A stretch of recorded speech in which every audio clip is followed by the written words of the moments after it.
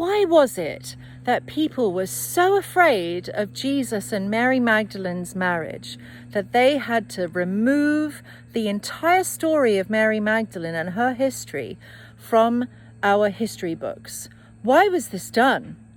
Surely this has to be a very important question for us to ask. For if people can come in and take an entire religion and change it for their own political gain, for their own wants, for their own propagandas, and get away with it for the last 2,000 years, it was literally the greatest cover-up in history, was the fact that Christ was married and bore children. Why did they do this? I mean, back then, Jewish men, they were not celibate. They were married. They had children. They bore sons. It was a king's duty to bear sons, in fact. And Jesus was a king of Judea and Rome. So him being married would have been entirely normal. And yet the church has founded its entire everything on the fact that Christ was not married. But the truth is, he was. So how do we reconcile this?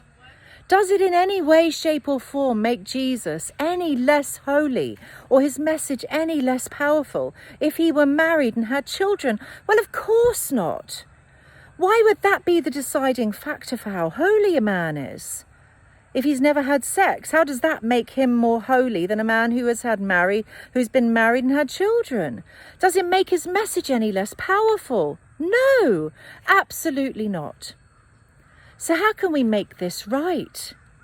Well, I set about writing their story, Mary Magdalene and Jesus' story, for this very reason, because I felt like if history and the church can get away with such a big lie, then anyone can get away with anything in this world. These rights have to be made wrong.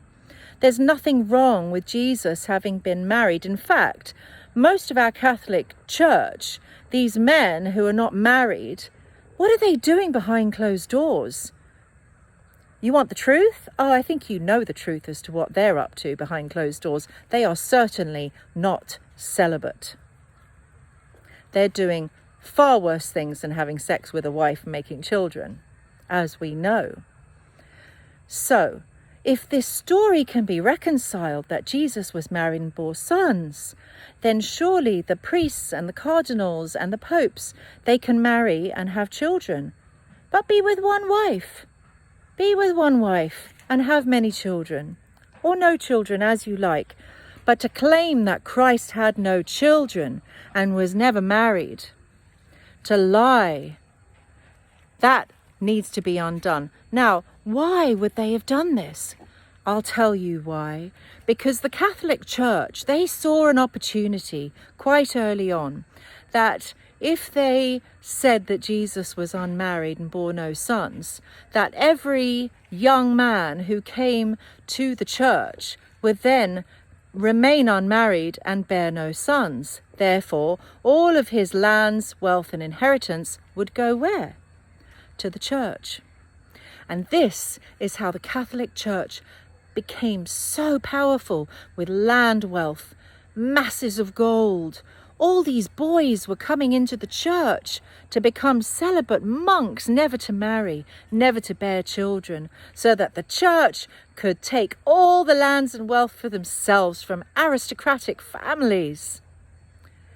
This is why Mary Magdalene was set aside.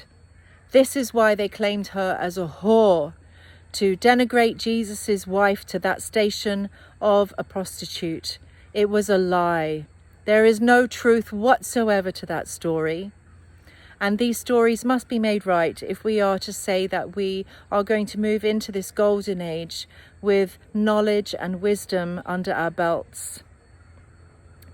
The divine feminine must return to her rightful side, to the left side of God. And it begins by understanding that Christ was married and Mary Magdalene was his queen. God bless you all this beautiful season, Christ Mass Yule.